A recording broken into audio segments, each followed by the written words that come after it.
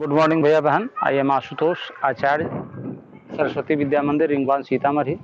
हम लोग exercise 5.1 question number 11 to 14 solve कर चुके हैं। HW भी आप लोग बना ही लिए होंगे।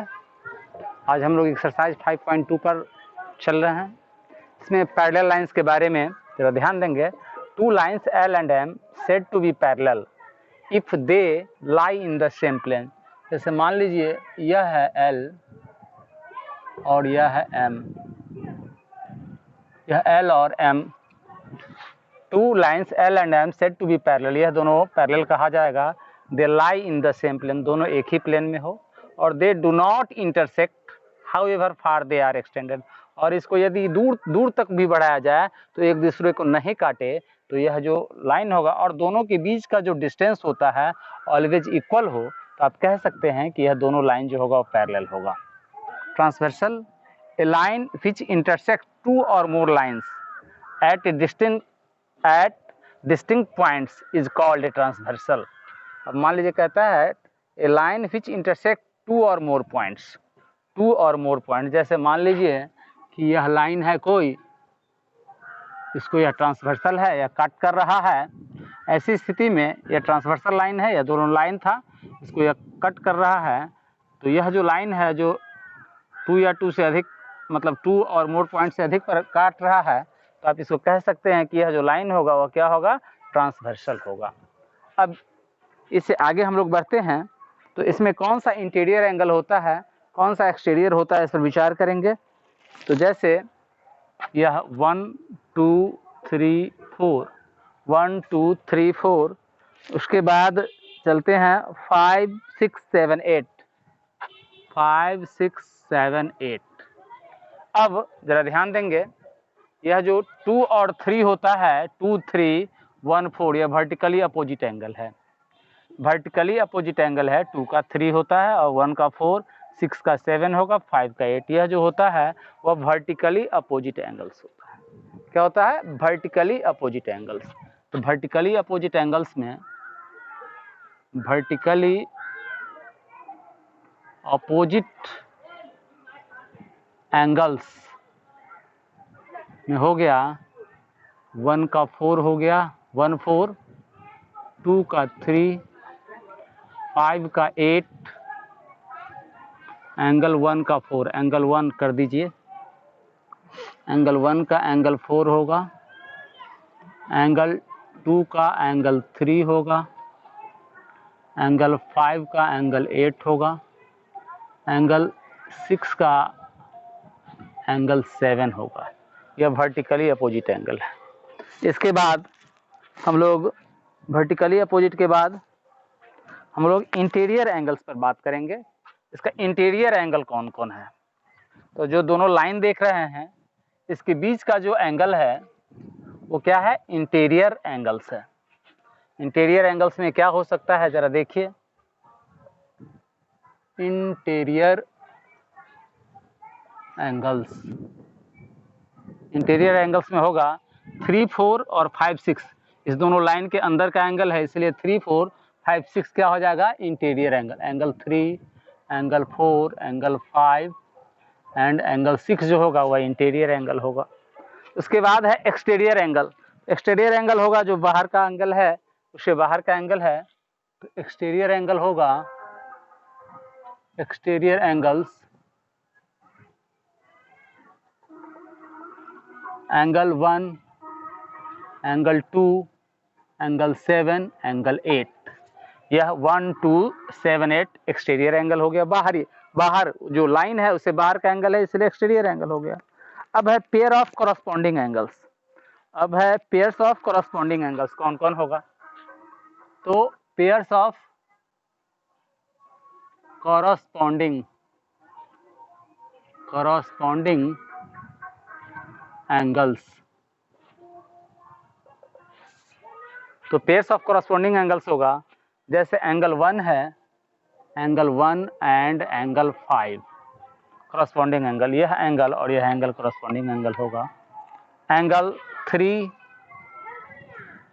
And angle 7, angle 3 and angle 7 होगा, angle 2 and angle 6, angle 4 and angle 8।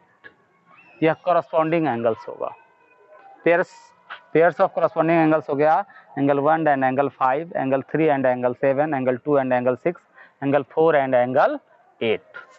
एक पेयर्स ऑफ करस्पॉन्डिंग एंगल्स हो गया। उसके बाद अब होगा pairs of alternate interior angles. Pairs of alternate interior angles, pairs of alternate interior angles पर हम लोग विचार करते हैं तो पेयर्स ऑफ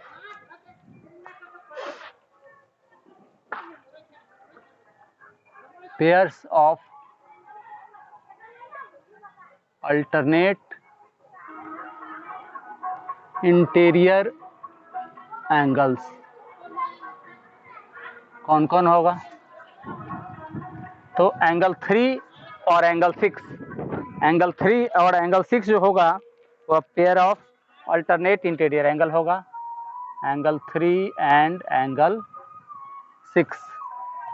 फिर angle 4 and angle 5, angle 4 and angle 5 जो होगा, यह जो पेयर होगा वह अल्टरनेट इंटीरियर एंगल होगा, यह जो पेयर होगा अल्टरनेट इंटीरियर एंगल होगा।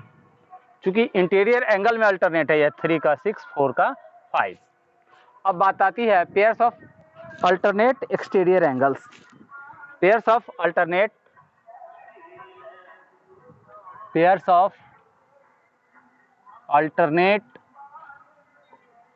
एक्सटीरियर एंगल्स, इसमें यह 1 है तो 1 का 8 हो जाएगा, एंगल 1 एंड एंगल 8, और एंगल 2 एंड एंगल 7, यह एंगल 2 का एंगल 7 होगा। यह pairs of alternate exterior angle हो गया। उसके बाद जो है pairs of interior angles on the same side of the transversal. Pairs of interior angles on the same side of the transversal, pairs of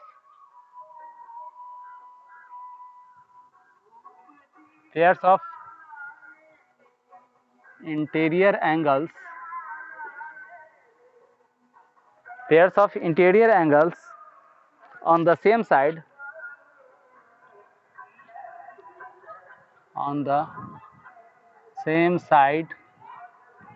of the transversal of the on the same side of the transversal of the same side of the transversal। अब जैसे यह 3 और 5 pairs of interior angles on the same side, यह interior angle है और एक side जैसे transversal है तो इसके एक साइड का है angle 3 and angle 5, 3 and angle 5। दूसरा, अब यह ट्रांसवर्सल है, इसके दूसरे साइड जो है वह एंगल 4 एंड एंगल 6 है। इस प्रकार आपने देखा। अब इस पर विचार करना है, जो आपने देखा उस पर यह ध्यान देना है कि जो अल्टरनेट इंटीरियर एंगल आपने देखा था एंगल 3 और 6 यह भी इक्वल होता है, 4 और 5 यह भी इक्वल होता है, अल्टरनेट इंटीरियर एंगल है यह भी इक्वल होता है। करस्पॉन्डिंग एंगल जो आपने देखा था 1 और 5, 2 और 6 यह भी क्या होता है, इक्वल होता है। 3, 7, 4, 8 यह भी इक्वल होता है। तो करस्पॉन्डिंग एंगल में जो आपने देखा 1, 5 इक्वल होगा, 2, 6 इक्वल होगा, 3, 7 इक्वल होगा, 4, 8 इक्वल होगा। इस प्रकार आप उसको देख लिए। अब pairs of alternate interior angles जो देख रहे हैं अभी इक्वल होता है। 3 जो होगा 6 के बराबर होगा, इक्वल होगा। 4 जो होगा एंगल 5 के इक्वल होगा। 1 जो होगा एंगल 8 के इक्वल होगा। 2 जो होगा एंगल 7 का इक्वल होगा। यह भी आप देख रहे हैं। अब pairs of interior angles on the same side of the transversal, angle 3 and angle 5, यह जो आप दोनों देख रहे हैं एंगल 3 और एंगल 5 यह दोनों इक्वल नहीं है। इस दोनों का सम जो होता है वह 180 डिग्री के बराबर होता है। एंगल 4 और 6 इस दोनों का योग भी 180 होगा। एंगल 3 प्लस एंगल 5 का भी योग 180 डिग्री होगा। इस प्रकार हम लोग जो अभी बताए उसको ध्यान में रखेंगे। और इसके बाद हम लोग क्वेश्चन पे चल रहे हैं, 5.2 का क्वेश्चन नंबर 1 पे चल रहे हैं। क्वेश्चन नंबर 1 पे विचार करते हैं। उस 1 पे जो कह रहा है क्वेश्चन 1 का first,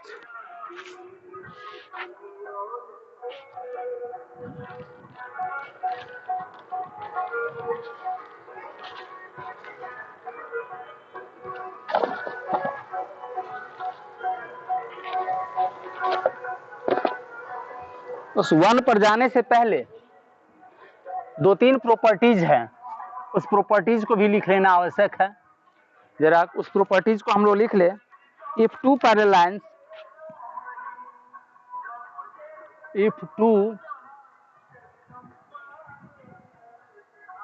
if two parallel lines are cut by a transversal,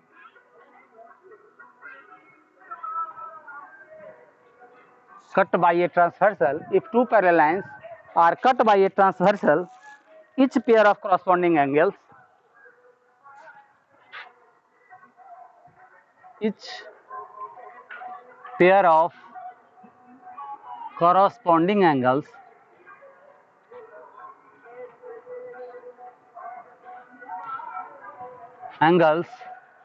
are equal.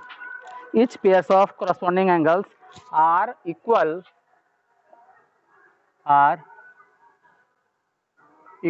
in measures.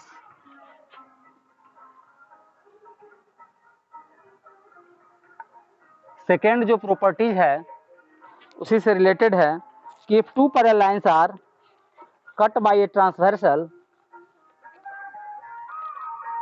if two parallel lines are cut by a transversal, if two parallel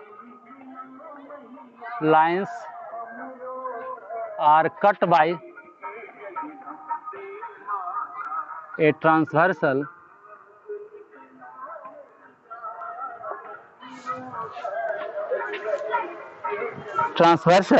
each pair of alternate interior angles,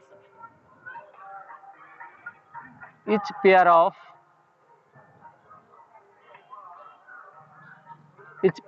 alternate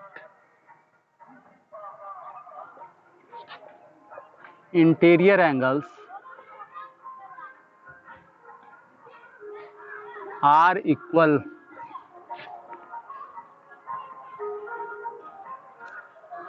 if two parallel lines are cut by a transversal. If two parallel lines are cut by, for example आप देख सकते हैं, जैसे मान लीजिए parallel line है और इसको ट्रांसवर्सल कट कर रहा है, तो वैसी स्थिति में जो होगा यह और यह जो अल्टरनेट इंटीरियर एंगल्स है ये दोनों इक्वल होगा, यह और जो यह एंगल है दोनों इक्वल होगा। सपोज करिए इसका वैल्यू यदि मैं 1 देता हूँ, 2 देता हूँ, 3 देता हूँ, 4 देता हूँ, तो angle 1 is equal to angle 3 होगा, angle 2 is equal to angle 4 होगा।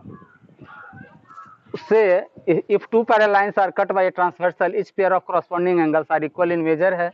इसी प्रकार आप इसमें भी कर सकते हैं। यहाँ जैसे यह है तो काट रहा है, ट्रांसवर्सल कट कर रहा है, वैसी स्थिति में आप कह सकते हैं एंगल 1 2 3 4 5 6 7 8। तो एंगल आपका 3 और 7, एंगल 1 जो होगा वह एंगल 5 के इक्वल होगा, एंगल 3 जो होगा एंगल 7 के इक्वल होगा, एंगल 2 जो होगा एंगल 6 के इक्वल होगा, और एंगल 4 जो होगा एंगल 8 के इक्वल होगा। यह कॉरस्पॉन्डिंग एंगल्स है, यह इक्वल होता है। यह फर्स्ट जो है उसके लिए यह एग्जाम्पल है, यह सेकंड के लिए हो गया। इसके बाद एक और प्रॉपर्टीज है, उस प्रॉपर्टीज को भी देख लिया जाए। जैसे if two parallel lines are cut by a transversal, if two parallel lines are cut by a transversal, वहां तक वही होगा। उसके बाद हम लोग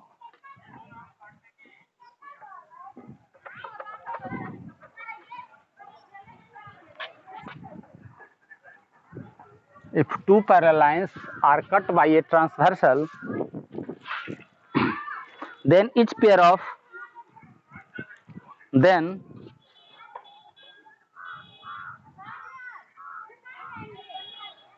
each pair of interior angles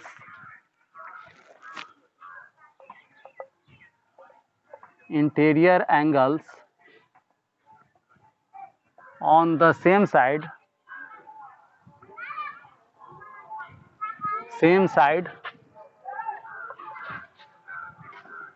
of the transversal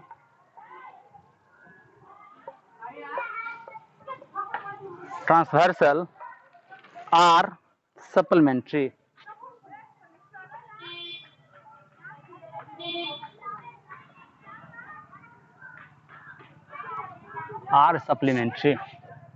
जैसे आपने देखा कि यह टू पैरेलल लाइंस है और इसको ट्रांसवर्सल कट कर रहा है।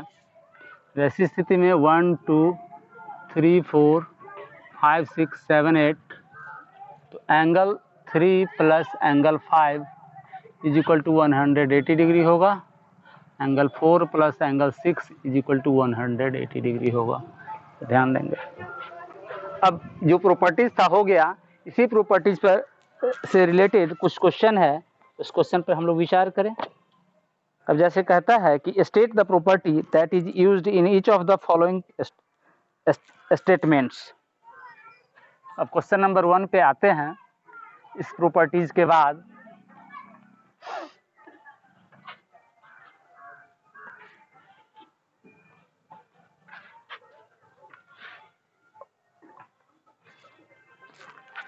तो है कि इफ ए पैरेलल बी है देन एंगल 1 और एंगल 5 जो होता है वह इक्वल होगा।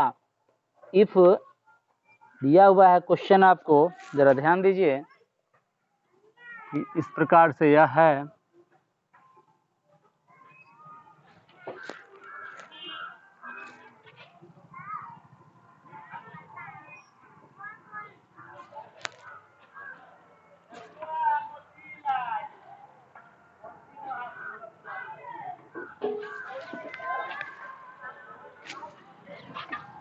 वन टू थ्री फोर 5 6 7 8 ये फिगर दिया हुआ है। इसमें कहता है ए जो है वह पैरेलल है बी। फर्स्ट में दिया है इफ ए पैरेलल बी, यह ए है और यह बी है, दोनों पैरेलल है। और कहता है then angle 1 is equal to angle 5। तो अभी आपने देखा था कि if two parallel lines are cut by a transversal then each corresponding angles are equal in measure. तो यह कॉरस्पॉन्डिंग एंगल्स का जो प्रॉपर्टी है उस प्रॉपर्टी के आधार पर यह क्या हो जाएगा, इक्वल हो जाएगा। प्रॉपर्टी जो है etch pair of interior angles corresponding angle property, वह जो होगा कौन सा प्रॉपर्टी था, तो कॉरस्पॉन्डिंग एंगल प्रॉपर्टी। सॉल्यूशन जो होगा लिखेंगे corresponding angle property, corresponding angle property. अभी हम लोग तुरंत लिखे थे, उसी प्रॉपर्टी का नाम दे देना है केवल। सेकंड में जो कहता है, फिर फिगर जो सेकंड क्वेश्चन कहता है उसका जो होगा वह अल्टरनेट इंटीरियर है। जैसे आपने देखा था कि यह और यह कॉरस्पॉन्डिंग एंगल में है, एंगल 1 और एंगल 5। 4 6 की बात आएगी, एंगल 4 इक्वल टू एंगल 6 होगा या एंगल 3 इक्वल टू एंगल 5 होगा। यह कौन सा प्रॉपर्टी है, तो अल्टरनेट इंटीरियर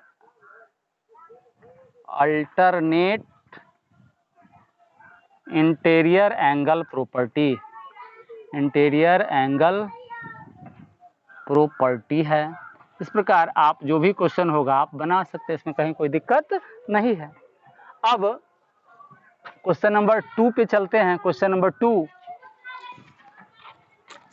2 जो है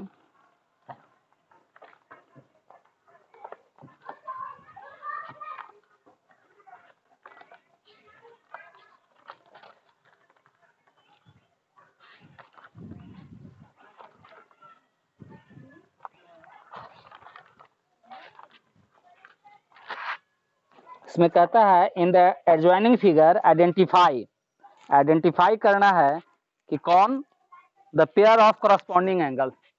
इसी प्रकार का फिगर है लगभग, तो इसके लिए भी फिगर बना ही लेते हैं एक बार। क्वेश्चन नंबर 2 के लिए, क्वेश्चन नंबर 2 के लिए जरा देखिए। क्वेश्चन नंबर 2 है, फिगर है, वह ए है, यह बी है, यह मान लीजिए ए है, यह बी है, और इसको एक ट्रांसवर्सल कट कर रहा है। मान लीजिए यह ट्रांसवर्सल है, यह कट कर रहा है। ट्रांसवर्सल का नाम जो है सी है। जब यह 1 2 3 4 1 2 3 4 5 6 7 8 5 6 7 8 ऐसी स्थिति है। यह फिगर दिया हुआ है, इसमें कह रहा है the pairs of corresponding angles. First में पूछा जा रहा है the pairs of corresponding angles कौन कौन होगा। तो pairs of corresponding angles, angle 4 and angle 8, angle 4 and angle 8 होगा, एंगल 3 एंड एंगल 7 होगा, एंगल 3 एंड एंगल 7 होगा, एंगल 1 एंड एंगल 5 होगा, एंगल 2 एंड एंगल 6 होगा। इस प्रकार आप लिख सकते हैं, या पेयर्स ऑफ करस्पॉन्डिंग एंगल्स हो गया। इसी प्रकार the pairs of alternate interior angles पूछ रहा है, pairs of alternate interior angles. तो एंगल 3 का अल्टरनेट इंटीरियर एंगल 5 होगा, एंगल 3 एंड एंगल 5। उसके बाद angle 2 and angle 8, angle 2 and angle 8, यह जो होगा वह pairs of alternate interior angles हो गया। Angle 3 5, 3 and angle 5, angle 2 and angle 8, यह अल्टरनेट इंटीरियर एंगल्स है। इसी प्रकार कह रहा है the pairs of interior angles on the same side of the transversal. इसमें हो जाएगा एंगल 3 एंड एंगल 8 और angle 2 and angle 5, angle 2 and angle 5। इस प्रकार हम इसको भी लिख सकते हैं, आराम से लिख सकते हैं। अब कहता है in the adjoining figure P parallel Q find the unknown angles. एक तीसरा अंतिम जो क्वेश्चन है, तीसरा थर्ड जो क्वेश्चन है उस पर जरा विचार करिए। थर्ड क्वेश्चन में कह रहा है, थर्ड क्वेश्चन है कि यहाँ हम लोग देख रहे हैं P और Q पैरेलल लाइन्स है। P और Q आप देख रहे हैं यह पैरेलल है और इसको एक ट्रांसवर्सल कट कर रहा है। इसको एक ट्रांसवर्सल कट कर रहा है, तो उसमें कह रहा है 125 डिग्री यहाँ है। उसके बाद यहाँ E है, यहाँ F है, A है, B है, A है, B है, C है और D है। A B C D है। अब इसमें जो अननोन एंगल्स है उसका वैल्यू आपको चाहिए। क्वेश्चन नंबर 3 यही है। अब जैसे यह 125 है तो 125 और F को ऐड करें, या 125 degree plus E is equal to 180 degree. यह लीनियर पेयर से होता है। 125 plus E is equal to 180 degree और E इज इक्वल टू होगा 180 minus 125 degree is equal to, 0 में से नहीं सब्ट्रैक्ट कर रहे हैं, 10 में से 5 गया 5, 7 में से 2 गया 5, 55 डिग्री E का वैल्यू हो जाएगा। E का वैल्यू हो गया 55 डिग्री। E और F दोनों इक्वल है। E और F दोनों इक्वल होगा। क्यों होगा इक्वल? चूंकि दोनों वर्टिकली अपोजिट एंगल है। अब angle F is equal to angle E है और एंगल F का जो वैल्यू होगा, एंगल E का जो वैल्यू है, एंगल E का जो वैल्यू है वह 55 है, तो इसका वैल्यू है 55 डिग्री। देयरफॉर एंगल F का वैल्यू हो गया 55 डिग्री। अब एंगल F और angle A, angle F is equal to angle A चूंकि अल्टरनेट इंटीरियर एंगल है, अल्टरनेट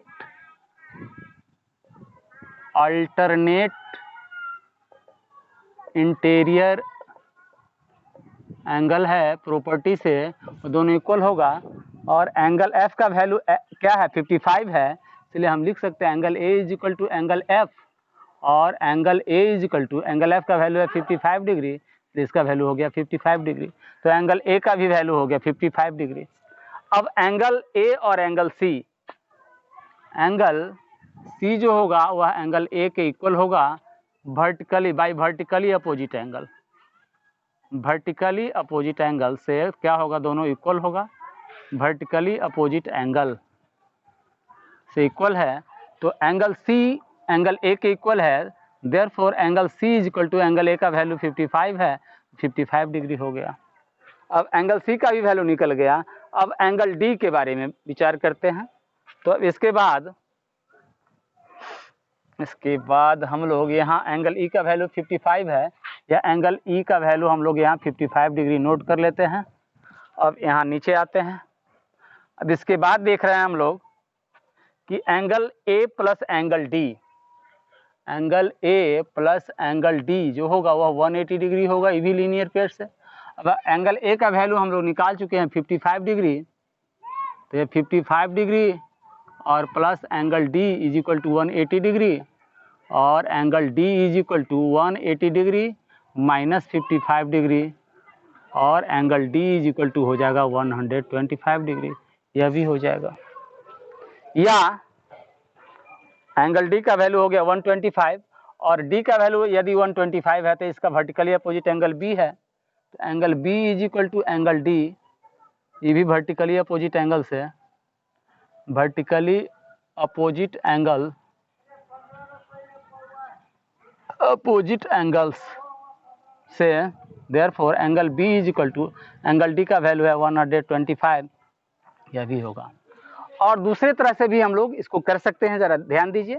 यदि यह 125 है तो आप f का वैल्यू निकाले थे या e का वैल्यू निकाले थे, तो f का वैल्यू आपको आ गया 55 degree.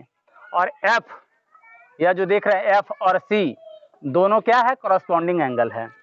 Angle f is equal to angle c है, आप देख रहे हैं angle f is equal to angle c है, और एंगल f का वैल्यू आपने निकाला है 55 डिग्री, तो 55 degree is equal to angle c होगा, therefore angle c is equal to 55 degree होगा।